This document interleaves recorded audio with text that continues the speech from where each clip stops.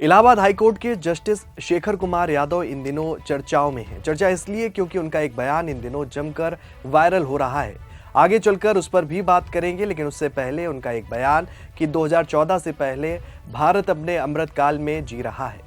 Allahabad high court के justice Shekhar Kumar Yadav ने सितंबर में यूके हाउस ऑफ लॉर्ड्स के इटली रूम में ये घोषणा की थी। उन्होंने कहा कि सत्ता बदलने के बावजूद भारत उस गति से प्रगति नहीं कर सका जिस गति से उसे करनी चाहिए थी, लेकिन 2014 से ये हमारा अमृतकाल रहा है। नमस्कार, आप देख रहे हैं 4 PM और मैं हूं आपके साथ में शोभित पाठक। ये बयान इलाहाबाद हाईकोर्ट के जज जस्टिस शेखर कुमार यादव ने कुछ दिन पहले दिया था और वो सुर्खियों में आ गए थे। और हाल ही में जस्टिस यादव ने विश्व हिंदू परिषद के लीगल सेल द्वारा आयोजित एक कार्यक्रम में विवादास्पद बयान देकर हंगामा खड़ा कर दिया है। उन्होंने मुसलमानों की ओर इशारा करते हुए कहा कि कठमुल्ले देश के लिए घातक है। वहीं सितंबर में उन्होंने ये भी कहा था कि भारत अब विकास के मार्ग पर आगे बढ़ रहा है और इस प्रक्रिया में हम चांद तक पहुंच चुके हैं। हमने दुनिया को दिखा दिया है कि कोविड जैसी महामारी के दौरान जो लोगों की जान ले रही थी, हमने अपनी खुद की वैक्सीन बनाई और लाखों लोगों की जान बचाई। उन्होंने ये भी कहा कि देश अर्थव्यवस्था के आकार के मामले में 5वें स्थान पर है और कहा कि हमारे प्रधानमंत्री की दूरदृष्टि को देखिए, जो कहते हैं कि 3-4 साल में हम तीसरे स्थान पर पहुंच जाएंगे और 2047 तक हम नंबर 1 हो जाएंगे। जज को इटली हॉल में trail blazers of India pioneering the path of विकसित भारत 2047 नामक कार्यक्रम में ग्लोबल प्रेस्टीज अवार्ड 2024 से सम्मानित भी किया गया। ये सम्मान लॉर्ड बेलामी केसी और लॉर्ड रमी रेंजर्स ने कई शिक्षाविदों, न्यायाधीशों, पत्रकारों और उद्यमियों को दिया था। अपने भाषण में जज साहब ने कहा कि गाय, गीता और गंगा भारत की संस्कृति का हिस्सा है। उन्होंने कहा कि सैकड़ों साल पहले भारत बहुत विकसित था और इसे सोने की चिड़िया कहा जाता था। साथ ही उन्होंने ये भी कहा कि हिंदू देवता और रामकृष्ण ने हमें सिखाया है कि जीवन कैसे जीना है, परिवार को कैसे संभालना है और देश या समाज को कैसे चलाना है।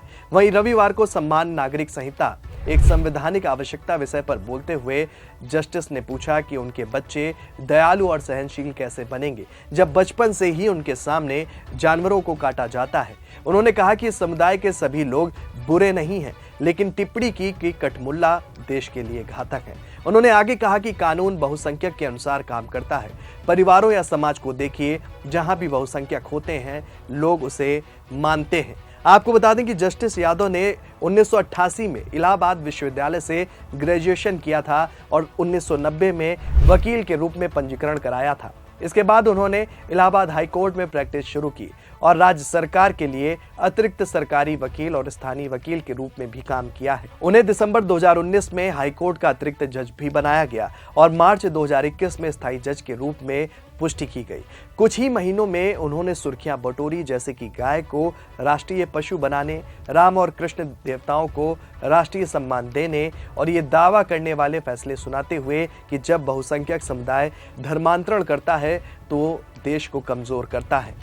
जुलाई 2021 में स्थायी जज बनने के कुछ महीनों ही बाद जस्टिस यादव ने हिंदी में एक 8 पन्नों का आदेश पारित किया था, जिसमें कहा गया कि भारत में धार्मिक कट्टरता, लालच, भय और धमकी के लिए कोई जगह नहीं है। इस फैसले ने उन्हें इंटरनेट पर प्रसिद्धि भी खूब दिलाई। उन्होंने आगे कहा कि हर व्यक्ति को किसी भी धर्म को अपनाने और किसी भी धर्म के व्यक्ति से विवाह करने की स्वतंत्रता है। यह अधिकार हमें संविधान ने दिया है। उन्होंने आगे कहा कि कभी कभी लोग भय या लालच के कारण नहीं, बल्कि अपने धर्म में अपमान का सामना करने के कारण धर्म परिवर्तन करते हैं और महसूस करते हैं कि उन्हें किसी अन्य धर्म में सम्मान मिलेगा। उन्होंने कहा कि जब किसी व्यक्ति को अपने ही घर में सम्मान नहीं मिलता तो वो घर को छोड़ देता है। इसी तरह यदि किसी को अपने धर्म में रहते हुए सम्मान नहीं मिलता तो उसे अपने धर्म को बदलने का पूरा अधिकार है। उन्होंने जोर देकर कहा था कि जो धार्मिक संरक्षक जाति के आधार पर लोगों का अपमान करते हैं उन्हें सुधरना चाहिए, वरना जब किसी देश के बहुसंख्यक नागरिक अपमान सहने के बाद धर्म परिवर्तन करते हैं तो देश कमजोर हो जाता है और देश की विघटनकारी ताकतों को इसका सीधा लाभ मिलता है। आपको बता दें कि कोर्ट ये मामला सुन रही थी जिसमें जावेद उर्फ जबीद अंसारी ने जमानत याचिका दायर की थी। उन्हें यूपी अवैध धर्म परिवर्तन निषेध अध्यादेश 2020 के तहत बुक किया गया था। अंसारी पर आरोप था कि उन्होंने शादी के उद्देश्य से एक हिंदू लड़की का अवैध और जबरन धर्म परिवर्तन कराया है।